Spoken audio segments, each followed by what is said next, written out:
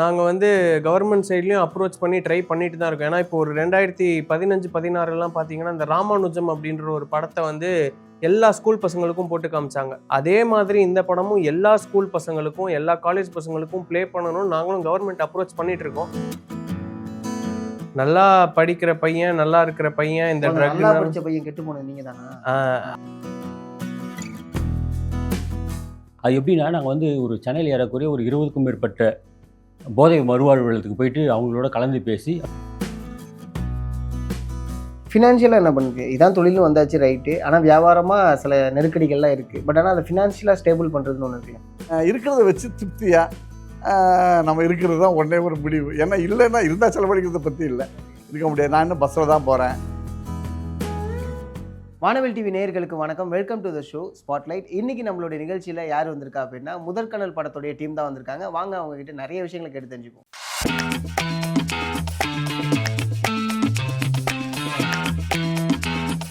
உங்களுடைய ரோல் இந்த படத்தில் என்ன மாதிரின்னு சொல்லுங்கள். அட் த சேம் டைம் இந்த படத்தை பற்றி நிறைய விஷயங்கள் ஷேரும் பேசியிருக்காங்க. ஸோ நீங்கள் சொல்லுங்கள். என் பெயர் முத்துக்குமரன். இந்த படத்தினுடைய இணை இயக்குனர் நான். இது வந்து போதை விழிப்புணர்வு படம். சார் சொல்லியிருப்பார். போதை அழிவின் பாதை என்ற அந்த வாசகத்தை ஒரு லைன் எடுத்துக்கிட்டு இந்த படத்தை நாங்கள் பண்ணியிருக்கோம்.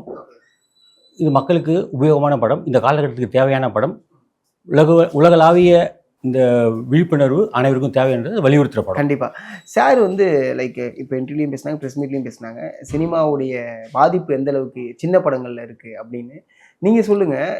ஒரு படம் எடுத்து அதை வெளிக்கொண்டு வர்றது ஒரு கஷ்டமான விஷயம் தான். அதை மக்கள்கிட்ட போய் சேர்க்கறது இன்னொரு மிகப்பெரிய ஒரு விஷயம். கண்டிப்பாக லைக் அதை பற்றி நீங்கள் சொல்லுங்கள். ஆமாம், இன்றைக்கி வந்து சினிமா எடுக்கிறதே குறைஞ்சி போச்சு. ஏன்னா இப்போ பெரிய படங்கள்லே நிறைய படங்கள் தோல்வி தழுவுது. வியாபாரம் வந்து ஆகாமல் இருக்குது. அப்படி இருக்கும்போது சின்ன படங்கள்லாம் பெரிய சவால் தான் இது. அப்படி இருக்கிற பட்சத்தில் இது வந்து ஒரு வணிக நோக்கம் இல்லாமல் ஒரு விஷயத்தை சொல்கிறதுக்கு நாங்கள் எடுத்திருக்கோம். உண்மையிலே இது வந்து மக்கள்கிட்ட போகணும். இந்த தயாரிப்பாளருக்கு தான் இது பாராட்டு தெரிவிக்கணும். ஏன்னா இந்த மாதிரி ஒரு கதையை சூஸ் பண்ணி எடுத்து மக்களுக்காக போய் சேரணுன்றதுக்காக சொல்ல வந்திருக்காரு. ஸோ மற்றபடி இது வந்து மக்களுக்கான அந்த முயற்சி கொண்டு போகிறோம். அது போய் சேரணுன்றதை நாங்கள் இருக்கோம். அது உங்களோட ஊடகங்கள் வந்து கொண்டு போய் சேர்க்கணும். அதுக்கு ஒரு வழி வகுக்கணும். கண்டிப்பாக சார். அதாவது நீங்கள் சொல்லுங்கள், உங்களோட ரோல் இந்த படத்தில் என்ன மாதிரியான கேரக்டர், என்ன மாதிரியான ஒரு பையனாக இருக்குங்க? ஹீரோவாக பண்ணியிருக்கேன் இந்த படத்தில். ஸோ என்னோடது வந்து ரோல்னு பார்த்தீங்கன்னா, ஒரு நல்லா படிக்கிற பையன், நல்லா இருக்கிற பையன் இந்த நல்லா படிச்ச பையன் கெட்டு போனது நீங்க தானா? அது வந்து அவன் வந்து இந்த ட்ரக்குனால அவன் வாழ்க்கை எப்படி ஒரு அப்படியே புரட்டி போடுது அப்படிங்கிற அந்த ஒரு கான்செப்டுவலான ஒரு லைன் தான், கேரக்டர் தான் நான் ப்ளே பண்ணியிருக்கேன். இன்னொன்று பார்த்தோம்னா, இந்த படத்தோட முயற்சி அப்படின்னு பார்க்கும்போது முத்து சார் சொன்ன மாதிரி ப்ரொடியூசருக்கு வந்து ஒரு பெரிய ரிஸ்க் எடுத்திருக்காரு. ஏன்னா நம்ம கமர்ஷியல் ஃபிலிம்ஸு இது எல்லாத்தையும் விட்டுட்டு இந்த மாதிரி ஒரு ஸ்டோரியை கண்டென்ட் ஸ்ட்ராங்காக இருக்கிற படம், சார் சொன்ன மாதிரி ஜெயிக்கிறது வந்து அத்தி பூத்தா மாதிரி ஒரு 2-3 படம் தான் கண்டென்ட் ஸ்ட்ராங்காக இருக்கிற படம் ஜெயிக்குது. அதாவது மக்கள் வந்து அந்த கமர்ஷியல் எலிமெண்ட்ஸ்க்கு பார்த்து அதே மாதிரியே எல்லா இடத்துலையும் எதிர்பார்க்குற மாதிரி ஆயிடுச்சு. அதனால அந்த ஸ்டோரி கண்டென்ட்டுக்கு முக்கியத்துவம் இல்லாத மாதிரி போயிடுது. நல்ல கண்டென்ட் இருக்கிற டைரக்டர்ஸ், நல்ல ஸ்டோரி லைன் இருக்கிற டைரக்டர்ஸ் வந்து பட்ஜெட் இஷ்யூனால என்னால் கமர்ஷியலாக பண்ண முடியலன்னு வெளியே வராத கதைகள்லாம் நிறையா இருக்குது. மக்கள் வந்து இது வந்து உண்மையிலேயே சமுதாயத்துக்கு தேவையான கதை. இந்த மாதிரி கதைகளை பார்த்து சப்போர்ட் பண்ணி இது இன்னும் நிறைய பேருக்கு கொண்டு போய் சேர்த்தா இதனால ஒரு 4 பேர் மாறுறாங்களா, படத்தோட வெற்றி அவ்வளோதான். அதாவது பிஸ்னஸ் ரீதியாக அது எல்லாமே செகண்டரி. எடுத்த நோக்கம், ஏன்னா இப்போது ப்ரெஸ் மீட்டில் சொன்ன மாதிரி சென்சார் சர்டிஃபிகேட் ஃபஸ்ட்டு தான் கொடுப்பேன்னு சொன்னாங்க. பட் இதோட சோல் மோட்டிவ் வந்துட்டு இது வந்து ஸ்கூல் ஸ்டூடெண்ட்ஸ் 11th 12th படிக்கிற பசங்களுக்காச்சும் போய் சேரணும், அவங்க தான் இன்னும் ப்ரோன் டு அடிக்ஷனாக இருக்காங்க அப்படிங்கிறதுனால கொடுத்தா அது பர்பஸே சால்வ் ஆகாது. அதனால அவங்க கிட்ட ரெக்வெஸ்ட் பண்ணி, சார் இந்த மாதிரி சீன்ஸ்லாம் கொஞ்சம் சென்சார் இது பண்ணி UA வாங்கியிருக்கோம். இப்போ UA 16+ வாங்கியிருக்கோம். அதனால இது மக்களுக்கு போய் சேர வேண்டிய படம். இதனால ஒரு இம்பாக்ட் கிரியேட் ஆச்சுன்னா that will be the success of this film எங்களை பொறுத்த வரைக்கும். நீங்கள் சொல்கிறது என்னன்னா, இது வந்து ஸ்கூல் படிக்கக்கூடிய ஸ்டூடெண்ட்ஸுக்கு போய் இந்த படம் சேரணும். ஏன்னா அவங்க தான் ரொம்ப அடிக்ஷனாக இருக்குது. முன்னெல்லாம் வந்து பார்த்தீங்கன்னா சாட்டை போன்ற படங்கள்லாம் வந்து ஸ்கூலில் போடுவாங்க. ஸோ அந்த மாதிரி இந்த படத்தை போட முடியுமா? அதுக்கான ஏதாவது முயற்சி எடுத்திருக்கீங்களா? ஏன்னா இந்த அவேர்னஸ்க்காக எடுக்கப்பட்டது அப்படின்னா அதை அப்படி கன்வே பண்ணலாம்ல? இல்லை, தாராளமாக. நாங்கள் வந்து கவர்மெண்ட் சைட்லேயும் அப்ரோச் பண்ணி ட்ரை பண்ணிட்டு தான் இருக்கோம். ஏன்னா இப்போ ஒரு 2015, 16 பார்த்தீங்கன்னா இந்த ராமானுஜம் அப்படின்ற ஒரு படத்தை வந்து எல்லா ஸ்கூல் பசங்களுக்கும் போட்டு காமிச்சாங்க. மேக்ஸ் எப்படி வந்தது அவரோட லைஃப் ஸ்டோரி அப்படின்ற மாதிரி. அதே மாதிரி இந்த படமும் எல்லா ஸ்கூல் பசங்களுக்கும் எல்லா காலேஜ் பசங்களுக்கும் ப்ளே பண்ணணும்னு நாங்களும் கவர்மெண்ட் அப்ரோச் பண்ணிட்டு இருக்கோம். அது எந்த அளவுக்கு வெற்றிகரமா வரும், அது எந்த அளவுக்கு எங்களால் ரீச் பண்ண முடியும்னு தெரியல. பட் எங்களோட எஃபர்ட்ஸ் அந்த சைட்லயும் போயிட்டு தான் இருக்கு. அந்த மாதிரி ஒரு வேவும் திங்க் பண்ணிட்டு தான் இருக்கோம். ஓகே. இந்த அடிக்ஷன் பேஸ்டு பத்தி படம் எடுக்கும்போது அதுக்காக சில விஷயங்கள் நம்ம ஹோம்ஒர்க் பண்றதா இருக்கும். அது நீங்க சொல்லுங்க. இல்லை, அந்த ஹோம்ஒர்க்குங்கிறத விட என்னோட ஃப்ரெண்டு ராஜேஷ் சொன்ன மாதிரி ப்ரீ ப்ரொடக்ஷன் டைமில் ஒரு 3 மாதம் நாங்கள் வந்து டைரக்டர் சார் வீட்லேயே இருந்து அந்த ஒரு ஹோம்ஒர்க்குங்கிறத விட நாங்கள் காலேஜ் வந்து ஓடி வாங்கி கொடுத்துட்டாங்க, ஆன் டியூட்டி வாங்கி கொடுத்துட்டாங்க. காலையில் கிளம்பி போனோன்னா நைட் வரைக்கும் அங்கே தான் இருப்போம். அது வந்து சார் எங்களுக்கு டாக்குமெண்ட்ரிஸ்லாம் காட்டுவார். இது அடிக்கிறதுனால ஒருத்தன் என்னென்னலாம் எக்ஸ்பீரியன்ஸ் பண்ணுறான் அப்படின்னு. அதாவது இதை யூஸ் பண்ணி வெளியே வந்தவங்களை கூப்பிட்டு அது ஒரு சில பேர்லாம் சொல்லும் போது நம்மளால இமேஜினே பண்ண முடியாது. அதாவது வானத்தில் நடக்கிற மாதிரி இருக்கும், இந்த மாதிரி ஒரு ஹாலுசினேஷன்ஸ்லாம் வரும் அப்படின்ற மாதிரி சொல்லுவாங்க. இதை நாங்கள் எப்படி பெஸ்ட்டாக ஸ்க்ரீனில் டெபிக் பண்ணுறது? ஏன்னா அது வந்து ரொம்ப ட்ரமேட்டிக்காகவும் இருக்கக்கூடாது, அதே மாதிரி ரியலிஸ்டிக்காகவும் இருக்கணும். அப்படின்ற பட்சத்தில் அதுக்கான ஹோம்ஒர்க், அதுக்கான ஒரு ப்ராக்டிஸ்ன்னும் போது இனிஷியல் ஸ்டேஜஸில் கொஞ்சம் கஷ்டமாக இருந்தது. அதுக்கப்புறம் ஒரு 2 ஷெட்யூல் போகும்போது சரி ஓகே இதுதான் மீட்டர் அப்படின்னும் போது அதுக்குள்ளே பண்ணுறது ஓகே கன்வே ஆயிடுச்சு. Super super. ஒரு கதையை ரிசர்ச் பண்ணுறது டைரக்ட் ஒரு பக்கம் பண்ணாலுமே ஒரு இணை இயக்குனர் வந்து அவங்களுடைய ஜான்ரால அவங்க ஒரு பெர்ஸ்பெக்டிவ்ல கதையை பற்றி ரிசர்ச் பண்ணுவாங்க.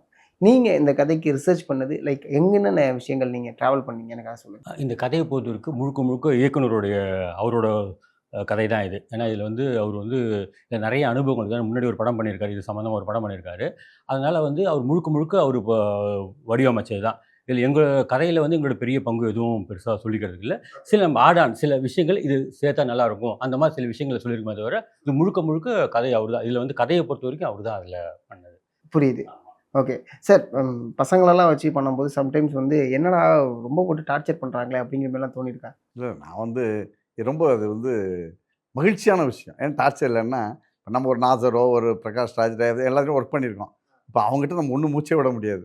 அவங்க வந்தாங்கன்னா நம்ம சொன்னால் அவங்களாம் கிரேட் ஆக்டர்ஸ், நம்ம சீரியலில் ஒர்க் பண்ணியிருக்கோம் அவங்களோட. பட் இவங்ககிட்ட ஒரே ஒரு விஷயம் என்னென்னா நான் பாட்டுக்கு ரிலாக்ஸாக உட்காந்து எக்ஸ்பெரிமெண்ட், அது ஏன்னா இந்த படமே எக்ஸ்பெரிமெண்ட் தான். எப்படி இதை யூஸ் பண்ணுறதுன்னு தெரியாது.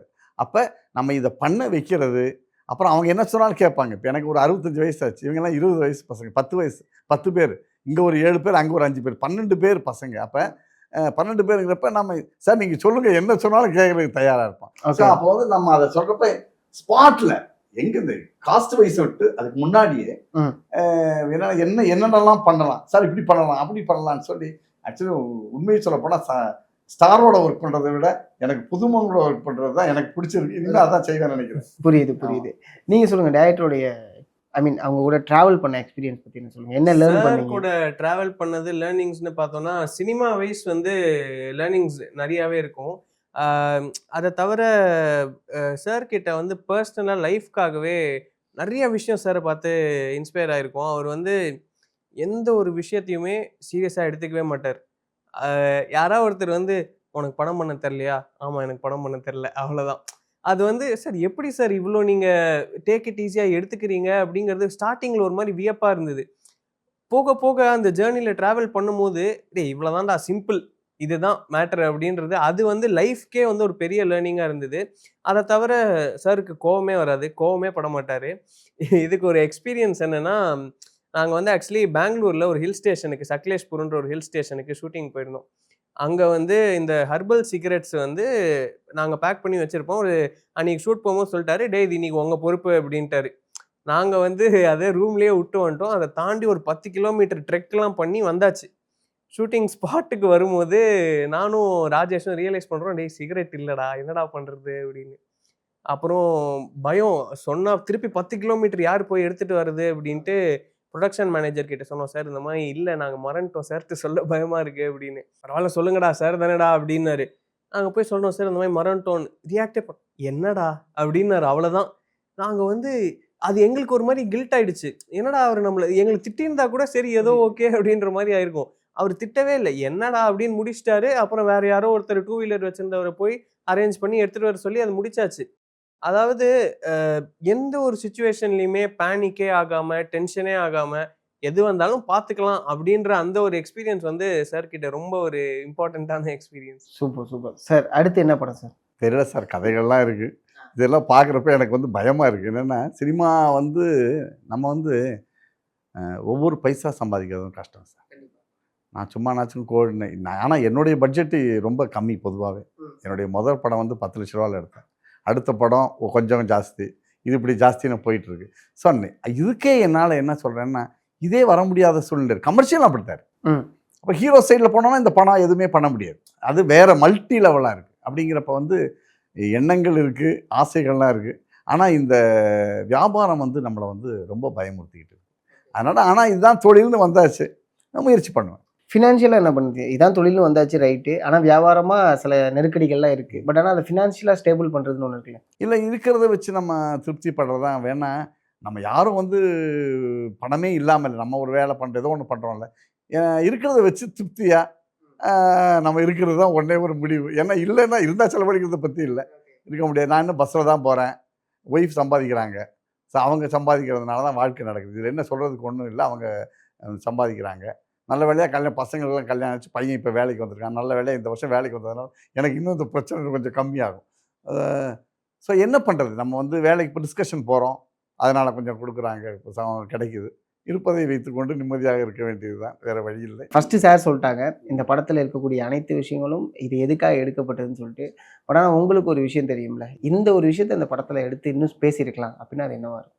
அதாவது இப்போ அதுக்கு முன்னதாக வந்து இந்த படம் வந்து யதார்த்தமாக இருக்கும். அதாவது ஒரு முக்கியமான காட்சிகள், எல்லா காட்சிகளுமே யதார்த்தமாக இருக்கும்.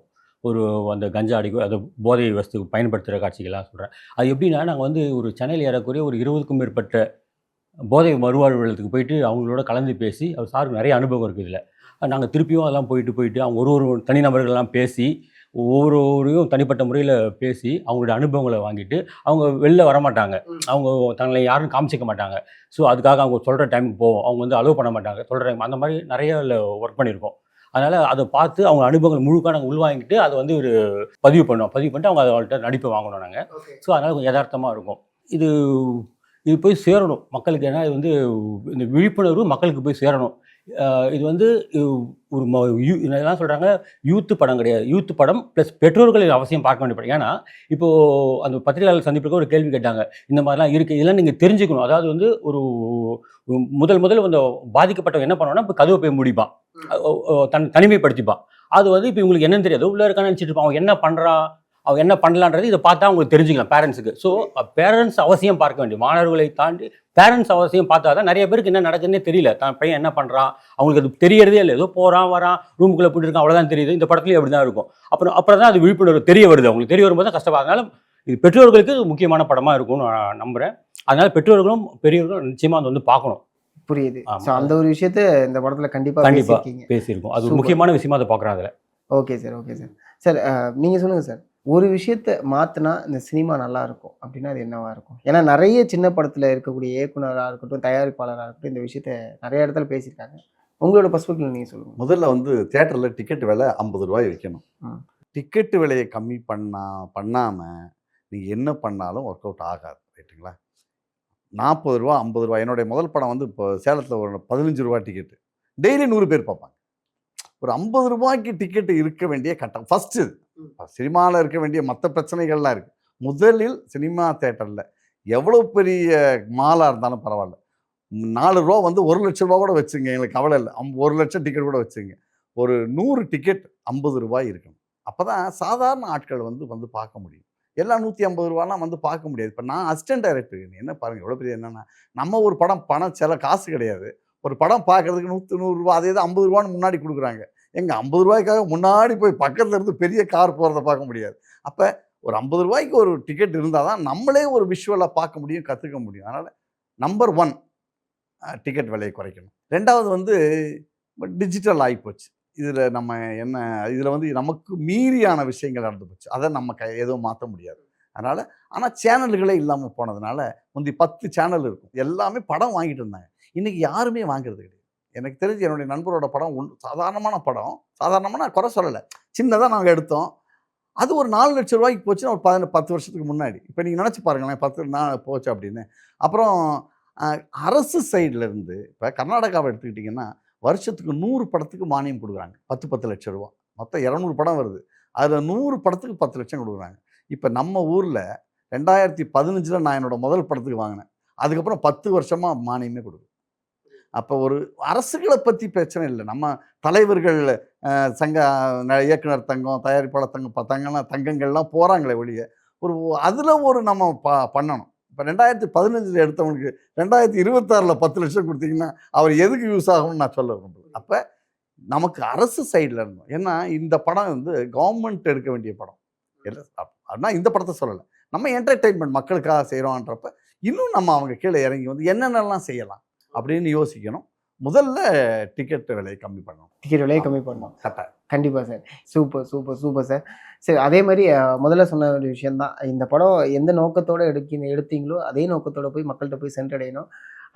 அதுலேருந்து வரக்கூடிய ரெஸ்பான்ஸில் அடுத்த கட்ட நடவடிக்கை இன்னொரு அவேர்னஸ் எதிர்பார்க்கலாம்னு நினைக்கிறேன். ஏன்னா இதுக்கு முன்னாடி பண்ணதும் அதே தான், ஸோ இப்போ பண்ணுறதும் அதே தான். அடுத்து வேற ஒரு பரிணாமத்தில் உங்களை சந்திக்கலாம்னு நான் நினைக்கிறேன். ரொம்ப நன்றி, உங்களோட அழகான நேரத்தை எங்களுக்கு கொடுத்ததுக்கு மிகப்பெரிய ஒரு நன்றி. முதற்கண் படம் மிகப்பெரிய வெற்றி அடைய எங்களுடைய சேனல் சார்பாக வாழ்த்துக்கள். நன்றி நன்றி நன்றி. இன்னைக்கு நம்மளுடைய ஸ்பாட்லைட்டில் முதற்கண் படத்துடைய டீம் தான் வந்தாங்க. ஸோ அவங்ககிட்ட நிறைய விஷயங்களை எடுத்து தெரிஞ்சுக்கிட்டோம். இதே மாதிரி இன்னொரு நிகழ்ச்சியில் உங்களை சந்திக்கும் வரை உங்களிடமிருந்து விடைபெறுவது நான் சதீஷ். நன்றி, வணக்கம்.